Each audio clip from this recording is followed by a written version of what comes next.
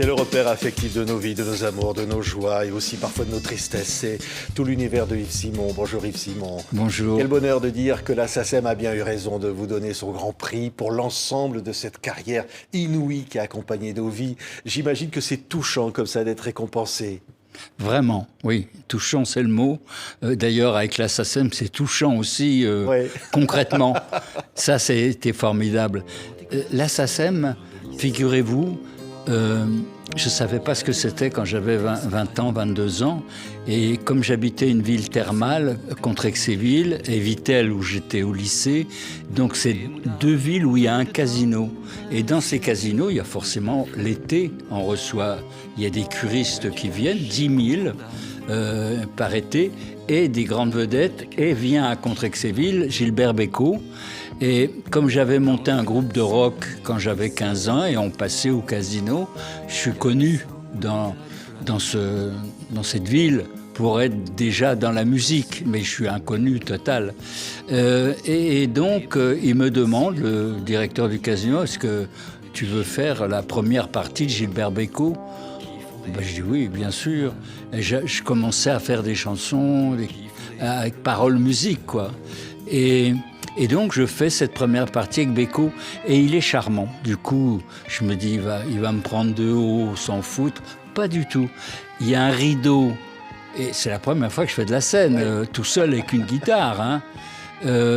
Et quand je sors, au bout de mes 4 chansons, je sors, et il est derrière le rideau, il écoutait donc, et puis je veux rentrer, resaluer. Il me dit, ouh, reste, c'est moi qui t'envoie. Et il me renvoie quand les applaudissements diminuent et tout. Enfin, on devient copains. Et puis, à un moment, donc, on va dîner le soir. Et à un moment, il me dit, t'es à la SACEM ? Je dis, c'est quoi ? Ben, c'est la Société des droits d'auteur pour les compositeurs de musique comme toi, comme ce que tu es en train de devenir. Et alors, j'ai dit non, je ne suis pas à la SACEM, mais il dit, il faut 2 parrains. Il me dit, je suis un de tes parrains. Donc c'est Gilbert qui a été mon parrain. Et 8 jours après, à Vittel, je fais la première partie de Jacques Brel. C'est hallucinant quand même comme départ. J'ai 22 ans. Hein. Écoutez quelques instants cette chanson-là. Que tu caches et qu'on condamne, que tu caches petite Anne. C'est d'abord la musique pour Diane Curis de Diabolomante. Comment vous vous retrouvez sur la scène avec Jacques Brel, Yves ? Comment c'est possible si vite ? Et ben voilà, c'est ça qui est... C'est mystérieux. Il y a des gens, je pense, qui ont de la chance, ou je pense avoir de la chance. Et donc, je chante mes 4 chansons. Brel, à la fin, un peu comme Bécaud, me prend un peu sous son aile. Il est avec son agent, qui est Charlet Marouani. Et on va dîner vers minuit, quand il a fini de faire son tour de chant. Sous le casino, il y a un night-club. Et comme je suis de la région, j'y vais souvent avec mes copains et mes copines, danser et tout. Et quand on entre dans le night-club, la porte s'ouvre et qu'est-ce qu'on entend ? Nina Simone qui chante « Ne me quitte pas » de Jacques Brel. Et je le regarde, je me dis, c'est un hasard ou ils ont fait exprès, ils l'ont suivi, ils se sont dit, il est là. Et puis je le vois, il a l'œil qui teinte avec des pleurs, quoi. Mais ça coule pas. Mais je sens qu'il est ému, il est surpris, je crois. Et donc, on rentre, on dîne. Et qu'est-ce qu'on dîne ? Moi qui suis quand même fils de prolo, mon père est cheminot à la SNCF, et je suis jamais vraiment sorti dans le monde, si j'ose dire. Et là, ils prennent du saumon et de la vodka.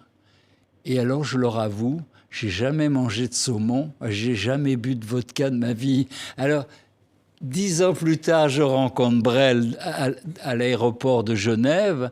Je lui dis, vous ne vous souvenez sûrement pas de moi, parce que comme il est loin, hein, il est dans l'océan, il m'a pas vu grandir ni devenir connu. Et alors je lui dis, je suis celui à Vittel, bon, ça lui dit rien, qui avait jamais mangé de saumon. Et puis je traîne un peu là-dessus, il me dit, Et pas de vodka non plus. Je dis oui, c'est ça. Bravo, merci. Voilà. Il s'en souvenait. On se souvient de petits détails comme ça quand on va un peu partout. C'est un truc normalement dont on ne se souvient pas et on s'en souvient quand même. Et est-ce qu'on se souvient de toute cette carrière incroyable lorsqu'on reçoit le Grand Prix de la SACEM? Regardez, Yves, c'était vous, sur la scène de la SACEM, qui reçoit ce prix tellement mérité. Est-ce que je peux remercier la SACEM? Mais c'est pas par complaisance. Si vous saviez, quand on est auteur-compositeur, qu'on a 24 ans, qu'on n'a pas d'argent, et puis qu'on commence à faire des chansons, et votre concierge vous dit « Tiens, je t'ai entendu ce matin à la radio ». Ah ben je dis « Je dormais, c'est super ». Et le lendemain, le surlendemain, « Ah Yves, je t'ai entendu ce matin à la radio ». Ah ben je dormais encore. Oh, c'est super, quel métier. Dans tes classeurs de lycée, il y a tes rêves et tes secrets, tous ces mots qu'on ne dit jamais, des mots d'amour et de tendresse, des mots de femme que tu caches et qu'on condamne, que tu caches, petite Anne. On entendait ça, c'est toujours très émouvant. Évidemment, cette chanson marque toute une génération, Yves. Elle nous rappelle tous notre enfance, le lycée. J'ai été étonné. Je crois que souvent je me sous-estime. Excusez-moi de dire ça. C'est que l'autre jour, je suis dans un café où je vais de temps en temps. Et puis à un moment, je ne sais plus pour quelle raison, il y a un des serveurs qui me dit oh, « Excuse-moi, je ne sais pas pourquoi j'ai Diabolomante dans la tête. » Bon, je me dis, il a la musique, tout ça. Et ils viennent à 2 ou 3 et ils chantent Diabolomante avec les paroles. J'étais sidéré qu'ils connaissaient particulièrement par cœur les paroles. Ce qui est fou, c'est qu'on va écouter comme ça des chansons qui ont marqué cette carrière. Tiens, Grand Prix du disque en 1975, avec ce morceau-là, Juliette Berthaud, et incroyable chanson qui révèle un talent, un auteur, compositeur, interprète qui est là, qui est Yves Simon. Sur une bande magnétique un peu folle.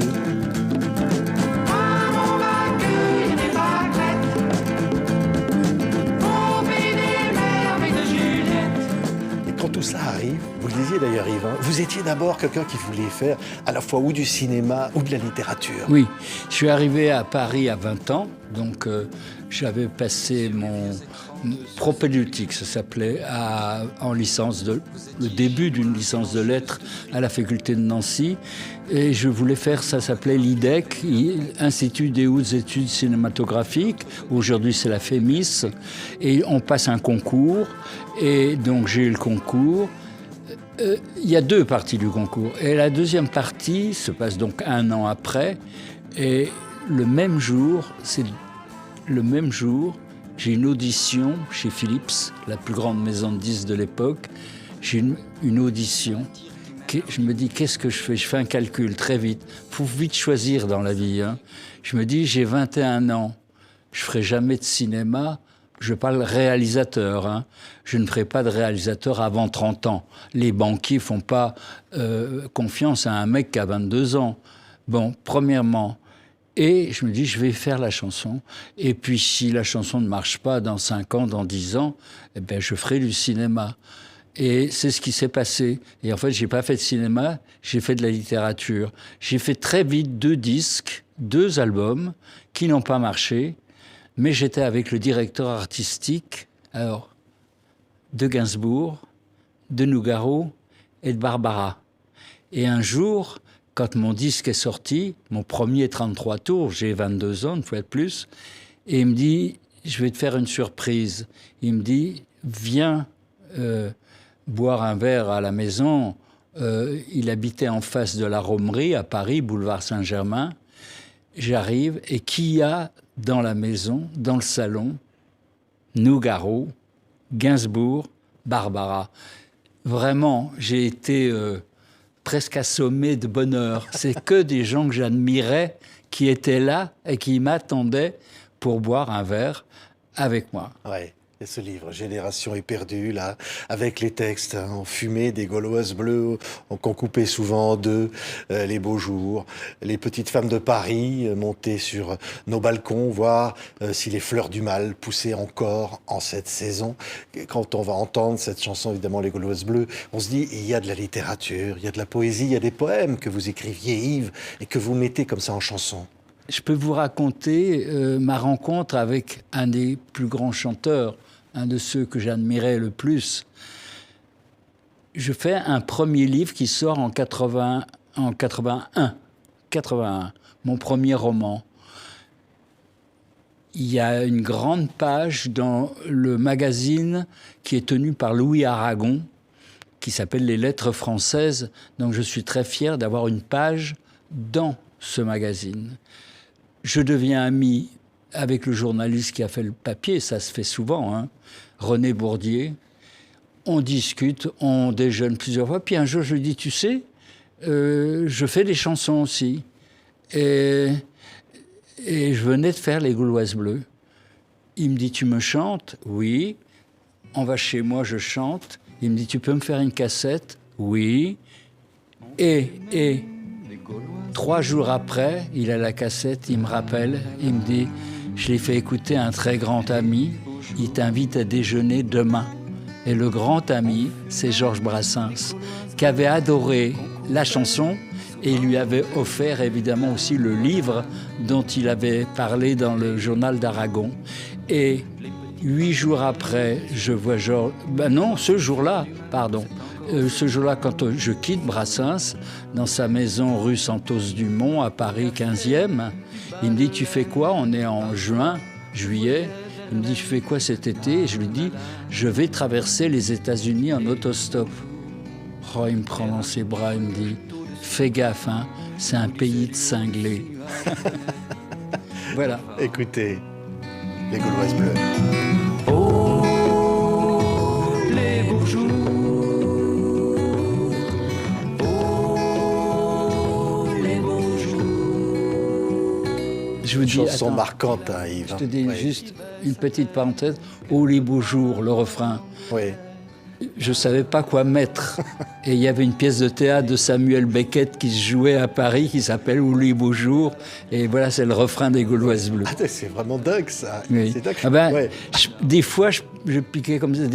Il y a, par exemple, Amazoniac, le deuxième refrain commence « L'ibis, c'était rouge, banlieue nord, je bois un verre dans un bouge ».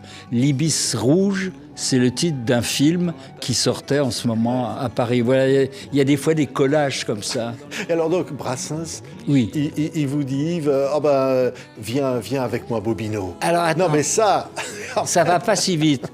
C'est quand je reviens de ma série autostop américaine, on a déjà quand même, c'est pas le Moyen-Âge, hein, on a déjà des comment ça s'appelle, des répondeurs.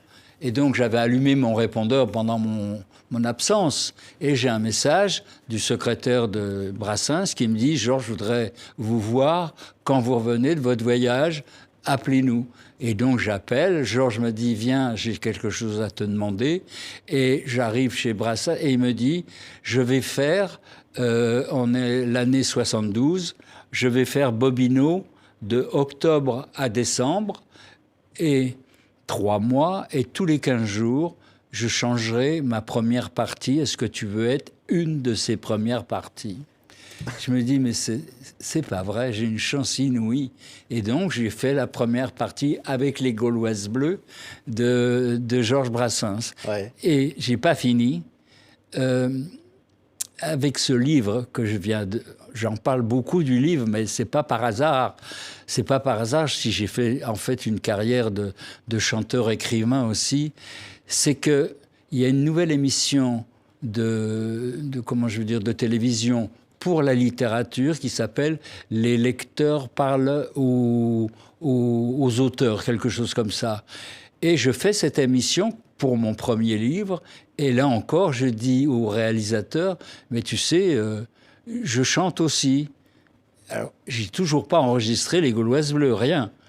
Et il me dit si tu veux, j'avais un balcon à Montmartre, il filme et me regarde un directeur artistique de chez RCA qui s'appelle Bob Soquet et qui veut m'engager et qui engage en même temps Souchon, qui en même temps, vous le disiez, on est tous inconnus là, hein, et on devient les copains de chez RCA, et c'est moi qui décolle le plus vite. Maintenant, c'est Souchon qui est resté le plus longtemps. Il y a une chanson, on parlait tout à l'heure de Casino, écoutez celle-là. Devant notre porte, et dans un vieux poste à galène traînait l'âme des poètes. Devant les fontaines du casino, devant les fontaines du casino. C'est ça l'enfance de Yves Simon. Oui. Ah. Oui, c'est Le dans ce regard fameux comme ça. casino Ouais. que j'ai rencontré Beko, comme je viens de le raconter. Et c'est là que mon groupe de rock que j'avais monté à 15 ans, on jouait tous les samedis soirs pour la jeunesse, quoi. Donc on jouait tous les chansons à la mode, américaines, anglaises.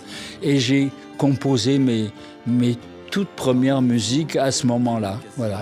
Ouais. Close Story, tiens, une Ouais. autre. Claude Soré, oui. Ouais. Ça, c'était en hommage à la vie est dure. C'est dur, j'en parle souvent dans mes romans. Il y a quelque chose que les gens méprisent un peu. C'est le chagrin d'amour. J'ai eu 5 chagrins d'amour importants, disons. Donc c'est à la fois beaucoup, mais pas beaucoup à l'échelon d'une vie. Mais quand je fais Au pays des merveilles de Juliette, ça devient un tube, ça passe partout, à la radio, tout le temps. Et je suis avec une fille qui s'appelle Claude, et on est ensemble depuis 7 ans, c'est beaucoup. On s'est connus à 23 ans, et là, je viens d'en avoir 29. Et elle me quitte, et je saurai plus tard, j'ai dit, mais pourquoi tu m'as quitté ?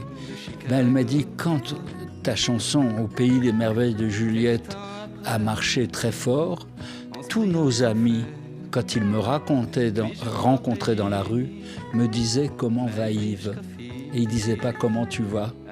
Et je me dis, ça va être terrible de vivre avec toi et avec cette célébrité qui commençait, mais elle me dit, ça va se multiplier sans doute. Et elle est partie pour ça. Ouais. Écoutez cette chanson, Claude, l'histoire.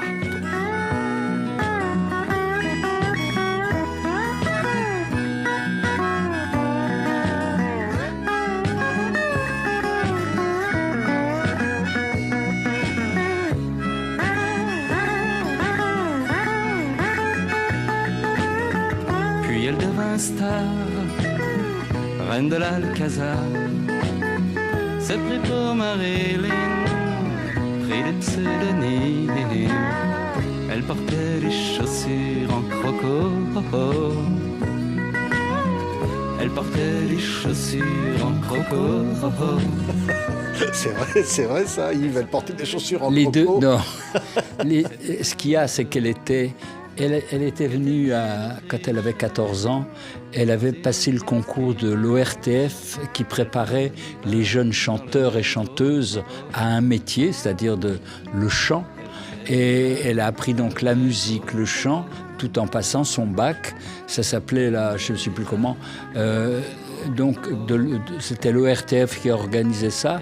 Et elle venait, il y avait un groupe. Est-ce que vous vous souvenez des Swingle Singers ? Ça vous dit quelque chose ? Oui, ils reprenaient des airs classiques. Voilà, ils Bach. reprenaient des airs de Bach en jazz et en onomatopée, pas de paroles.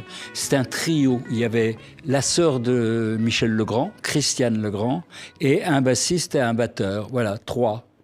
Et la sœur de Michel Legrand, Christiane, est tombée enceinte. Et donc, ils ont cherché à la remplacer. Et qui l'a remplacée ? Claude, ma petite Claude, qui est partie en tournée au Japon avec les Swingle Singers, au Canada, en Amérique et tout. Et elle gagnait des sous. On avait tous les deux 26, 27 ans à ce moment-là. Donc moi, j'avais rien fait encore. Et j'avais surtout pas d'argent. Donc elle me payait mes loyers pendant 3 mois.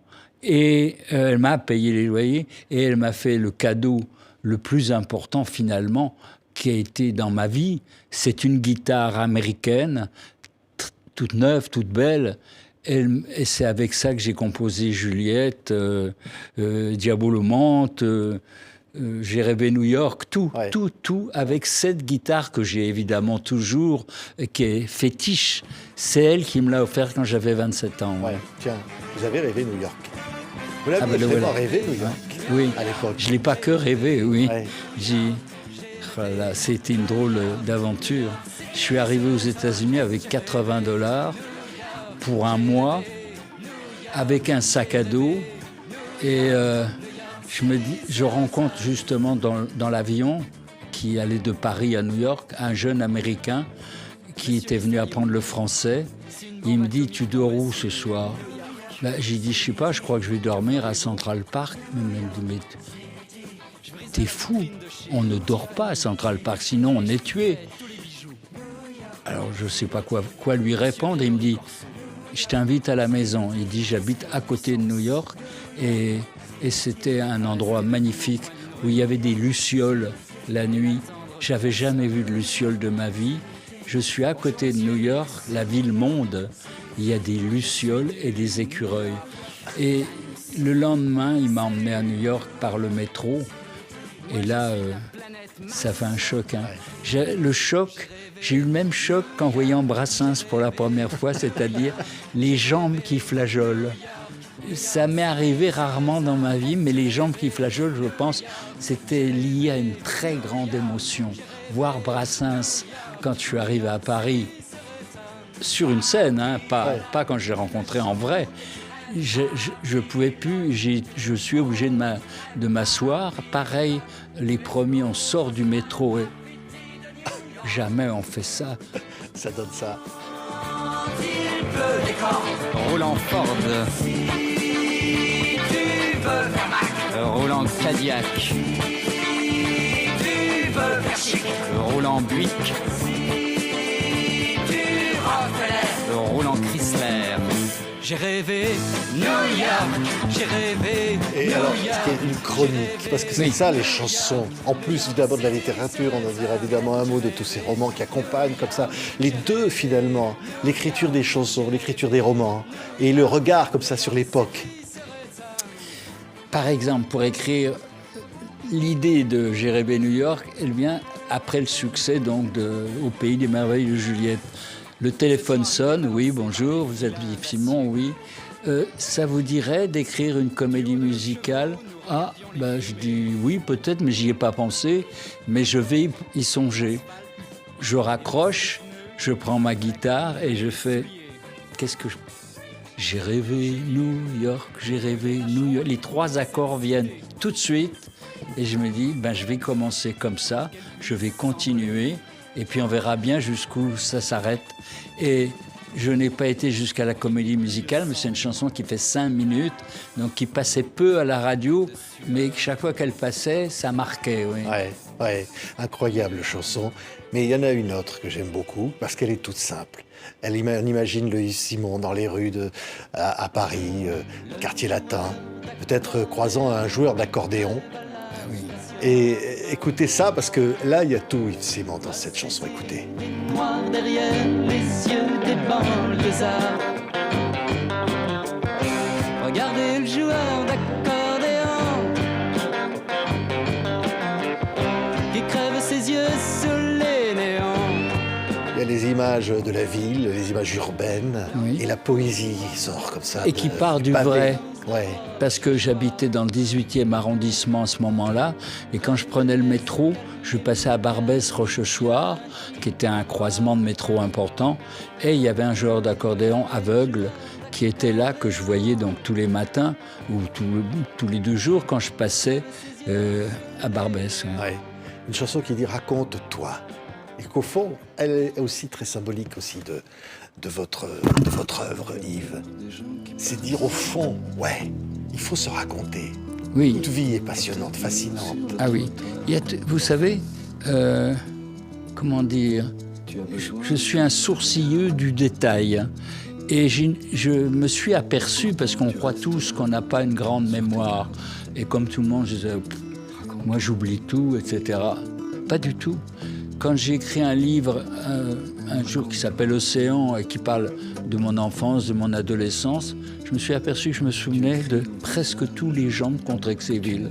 Je connaissais leurs prénoms, leurs noms, ce qu'ils faisaient, coiffeurs, marchands de bonbons, marchands de miel, des choses comme ça.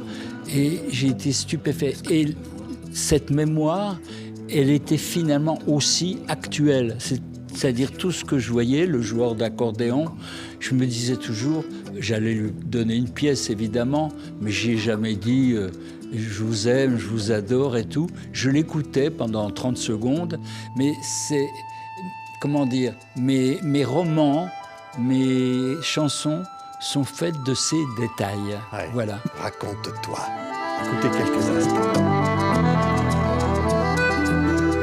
Envoie toutes sortes de messages aux inconnus et lucioles de passage. Prends le parti du risque et des erreurs. Le silence est toujours complice ou trompeur. Prends le parti toujours du risque et des erreurs. Oui. Le silence est trompeur. Le président du consistoire juif, il y a 1 an, était à la télévision sur Antenne 2 et il dit, comme dit le poète ou le chanteur, je ne sais pas ce qu'il a dit, Yves Simon, et il cite ça, le silence est toujours complice ou trompeur. Et je pense que c'est vrai. C'est-à-dire, il faut dire, il faut parler.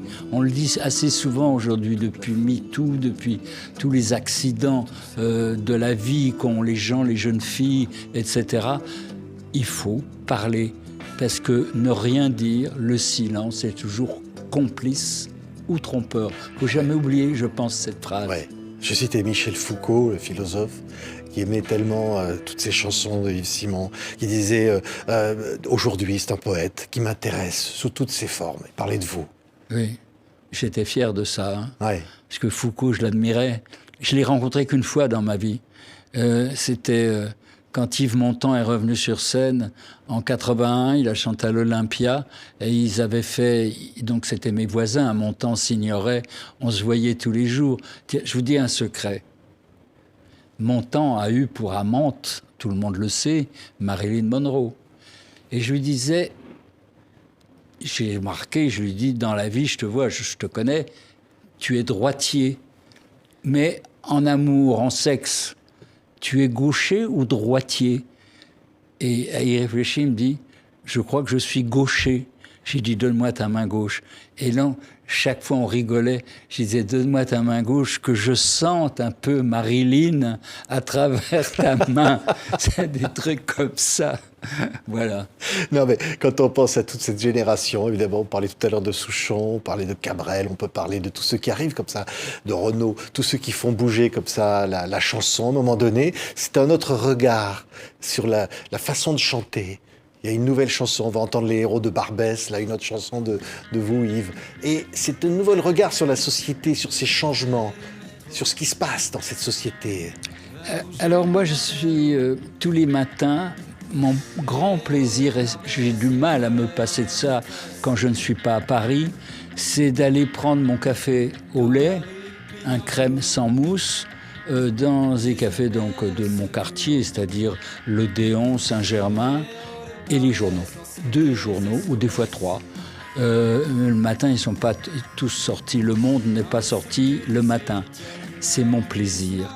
Et je suis épaté par mon copain Souchon, parce que Alain ne lit pas la presse. Il prétend qu'il n'écoute pas la radio, mais je ne le crois jamais. Je me dis, il me ment, c'est pas possible. Quand il écrit Foule sentimentale, je me dis, ne me dis pas que tu n'écoutes pas la radio, que tu ne lis pas la presse. C'est une des chansons que j'admire le plus d'un de mes amis. J'en ai d'autres, hein. Mais cette Foule sentimentale de Souchon, c'est vraiment un chef-d'œuvre. Ouais, moi j'admire beaucoup. Les Héros de Barbès. Écoutez ça. Oh, les belles photos, oui. Les héros de Barbès courent à toute vitesse. Dans les sites du 18e arrondissement, il y a des types trop blancs. Quand on voyait derrière cette photo là qui vient de disparaître, on voyait Goldman, on voyait Cabrel. Quelle génération, tous des copains. Ah ben, on s'était donné un rendez-vous exprès. Tous les ans, on avait rendez-vous chez l'un des 4. Donc, ben oui, ils sont tous là. Et là, on est chez Cabrel, là, avec cette photo, je m'en souviens. Et on se voyait et on restait 1 ou 2 jours ensemble. D'ailleurs, chez Cabrel, je ne sais plus comment elle s'appelle, sa ville, je ne l'ai pas en tête. À Stafford. Là. Mais, hein? À Stafford. À Stafford. Le coiffeur, il s'appelle Cabrel. La coiffeuse s'appelle Cabrel. L'hôtel où on était, c'est Cabrel qui tient. Pas lui, son frère, son cousin, etc. On était vraiment 4 copains. Regardez comme on rit, comme on est heureux d'être ensemble. Jean-Jacques Goldman, un mot. Jean-Jacques, le succès phénoménal. Jean-Jacques. Mais ça reste quelqu'un de c'est celui que j'ai le plus fréquenté des 3, là, oui. On s'est, pendant 10 ans environ, où j'allais chez lui. Il a déménagé, avant il habitait en banlieue, maintenant il habitait Paris dans le 16e. Et il venait chez moi, alors inconnu, en casque, les lunettes, personne ne savait que c'était Goldman. Il venait en moto, place Dauphine où j'habite. Et alors... En plus, c'est un copain généreux. Il avait un super appartement à Méribel, station de sport d'hiver, et il me l'a prêté, où j'ai été pendant 15 jours, 3 semaines, tout seul, 200 mètres carrés, et j'ai écrit La dérive des sentiments, qui a eu, mon roman, qui a eu le prix, comment il s'appelle déjà enfin, un prix important. Et voilà la générosité de Jean-Jacques, c'est ça. Et là, je lui ai envoyé une femme que j'ai rencontrée, qui a été la directrice de la musique d'une grande station de radio, qui a maintenant 85 ans. Et je l'ai invitée à déjeuner il n'y a pas longtemps. Elle m'a apporté J'ai failli l'apporter aujourd'hui, puis je me dis, ça fait un peu moi je. Elle m'a donné une photo que je n'avais jamais vue. Et alors, c'est une photo volée même, dans une station de radio, j'imagine. On est 3. Au milieu, il y a Goldman. Moi, je suis à gauche. Et à droite, c'est Bachung. Voilà, j'étais très ému de la voir parce que je ne la connaissais pas, cette photo. Puis, ben voilà, on était des copains. Oui. Ouais. Prix Médicis en 1991 pour La dérive des sentiments. Oui. On va entendre de l'autre côté de ton rêve. Au fond, il y a quoi de l'autre côté? Il y a des rêves, Yves? Ça, c'est... De l'autre côté du rêve, c'est un titre de celui qui a fait Alice au pays des merveilles. Lewis Carroll. Lewis Carroll, de l'autre côté du miroir d'un café. Je crois que c'est tout. Les chanteurs, les artistes. Je vis avec une femme qui est graphiste et peintre, mais surtout graphiste. Elle est en train de conquérir le monde entier, si j'ose dire. Et elle est iranienne. Et, tiens, je veux faire une parenthèse. Les jeunes iraniennes, Macron a dit l'autre jour, ce sont les héroïnes d'aujourd'hui. Et elles ont une devise, c'est-à-dire vie, le mot VIE, femme et liberté. Femme, vie, liberté. C'est les 3 mots des jeunes iraniennes qui risquent, en enlevant ce voile, en le déchirant et en le brûlant, elles risquent d'avoir une balle dans la tête. Justement, parce que cette chanson, c'est tellement ça. De l'autre côté de ton rêve, on pense aux Iraniennes, écoutez. Et de ton corps, il y a ces rues de solitude où rêvent des météores qui fuient au nord et au sud. De l'autre côté de ton âme, il y a mes yeux qui se réfugient, mes soirs de Bagdad quand je marche dans Paris. C'est vrai qu'il faut aller voir de l'autre côté. De l'autre côté, oui. C'est la liberté. Mais, ah oui, j'ai bifurqué sur l'Iran parce que c'est quand même quelque chose de grave aujourd'hui. Et toute une jeunesse qui risque d'y passer. Ce qu'ils disent aux policiers quand même, en Iran, et je termine là-dessus, c'est tirer dans la tête ou dans le sexe des filles. Oui, de l'autre côté, je vois quand on vit avec des peintres, des cinéastes et tout, ils sont toujours... borderline, c'est de l'autre côté du miroir, ça c'est clair. Les chanteurs aussi. Souchon, quand il écrit Foule sentimentale, on ne sait pas où il est quand il écrit ça, mais il est au bon endroit. Et il voit comme s'il était en périphérie au-dessus de nos têtes, au-dessus de quelque part, ou à côté, où on ne le voit pas, il est là. Et il dit qu'il lit pas les journaux, mais il sait. Ouais. Il sait. Oui, Zelda. Oui, parce que vous savez pourquoi j'ai écrit Zelda ? Parce que j'étais touché, c'est Zelda Fitzgerald évidemment. Elle a eu le malheur, entre guillemets, que son mari, Scott Fitzgerald, soit une célébrité mondiale à 20 ans. Elle a le même âge que lui. Et elle a des velléités, Zelda. Elle voudrait écrire et elle n'ose pas écrire. Et j'étais touché par ce personnage. Ça me rappelait la fille qui m'a quitté parce qu'on ne lui disait pas comment tu vas, mais comment va Yves. Et Zelda a vécu ça. J'allais dire, je ne suis pas Scott Fitzgerald, mais au 100e, 100 fois plus. Et tout ça a mal fini. Zelda, Scott Fitzgerald, à la fin, pas à la fin de sa vie, il a 50 ans, personne ne le connaît, et pour tester, il va dans une librairie, il entre, il dit « je voudrais un livre de Scott Fitzgerald ». Et le mec lui répond oh, « il y a longtemps qu'il est mort ». Voilà, c'est sympa. Et Zelda est devenue folle. Elle a écrit un livre qui s'appelle « La dernière valse ». Elle m'attendrit, cette femme, parce qu'elle aurait dû écrire, et elle n'a pas écrit. Et elle est morte dans un asile qui a brûlé. Elle est morte dans un incendie. Donc les Fitzgerald, la réussite leur a pas réussi. Zelda, écoutez. On écoute dans Cachemire de Led Zeppelin. Tous les mots étouffés par les baillants sont dans les rêves des femmes et les bisons. Plus jamais ne quitteront les villes comme Zelda pour entrer dans un asile. Il faut réécouter Yves Simon, c'est absolument merveilleux. Et les disques sont réédités, tout ça nous revient. Amazoniaque, c'est encore autre chose, Yves. C'est quoi, les rêves lointains qui sont arrivés comme ça d'un coup, vous, le pavé parisien. Je suis un insomniaque. Alors, l'Amazonie me fait rêver comme tout le monde. On rêve d'y aller. Puis en même temps, on a peur d'y aller, parce que l'Amazonie, il ne faut pas s'y perdre, il faut faire attention, il faut prendre des provisions, etc. Et puis, je suis insomniaque. Et à un moment, je ne sais pas comment les deux mots se sont croisés dans ma tête, Amazonie et insomniaque, et ça devient amazoniaque.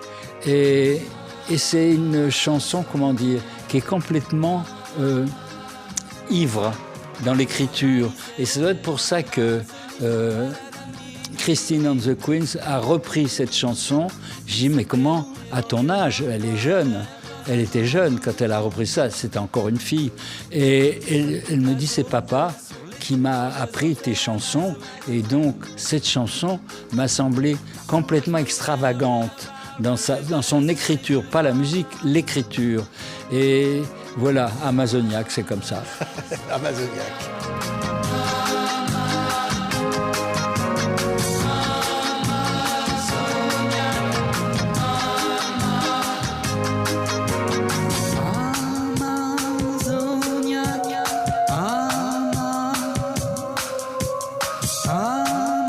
Il y a quelque chose de hypnotique, complètement hypnotique. J'ai choisi une autre chanson, un des albums plus récents, qui s'appelle J'ai peur. Alors j'avais envie de vous dire, Yves, il faut avoir peur pour écrire. Oui. Peur de quoi? Mais au fond. Peur de tout. C'est-à-dire à la fois on est très fort, je crois que les artistes sont des gens très forts, et qui en même temps, évidemment, ont ils ont cette aptitude, les artistes au sens le plus large, cette aptitude à capter les petites choses et les grandes choses de la vie. Moi, j'ai jamais aimé, par exemple, les chansons engagées, ce qu'on appelle la chanson engagée. C'est quelque chose que je peux admirer, quelqu'un qui a ce rôle, mais je veux dire, je le fais d'une manière plus subtile, je disais. Il n'y en a qu'une chanson que j'ai faite engagée, c'est quand Charles Pasqua, qui était ministre de l'Intérieur, a voulu à un moment que les jeunes Français ne soient pas automatiquement français quand ils naissaient en France, alors que c'était un arrêt du roi Louis XI qui avait décrété, il y a donc longtemps, tout jeune enfant né en France sera français. Et il y a une autre tradition, qui est une tradition qui ressemble, qui est pas loin des nazis, de tout ça, c'est le droit du sang. C'est-à-dire, il faut avoir le sang de son père, de son arrière-grand-père et tout. Tandis que là, le droit du sol, c'est les accidents de la vie. Eh ben, ton enfant, il naît en Pologne, il naît en France, il naît en Algérie et tout. C'est comme ça la vie. Et il est algérien, et il est français, et il est polonais. Ouais. Et c'est ça, là, finalement, être engagé. Écoutez quelques instants, j'ai peur. Oui.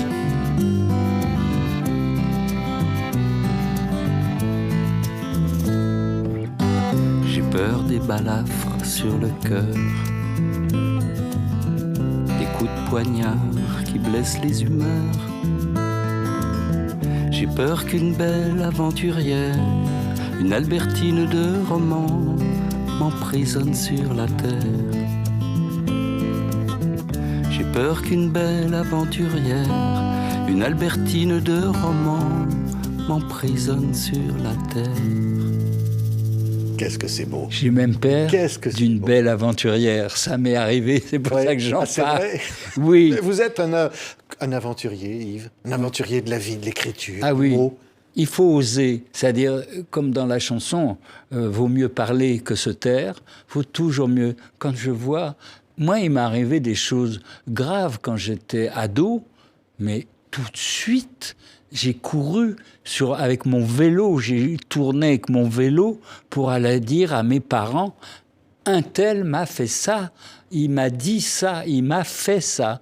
Et je comprends pas, j'avais des rapports avec mes parents extrêmement... C'était des gens simples, c'était pas des gens qui ont été à la Sorbonne, mais ils comprenaient, ils m'aimaient, et je savais que je pouvais leur dire ce qu'il m'arrivait qui était justement pas très bien des fois, c'était pas de ma faute, c'était de la faute justement des hommes âgés, ou enfin des hommes adultes plutôt, et ça, les choses se terminaient très vite, ça dure pas 20 ans, ça dure une journée, et c'est tout. Ouais.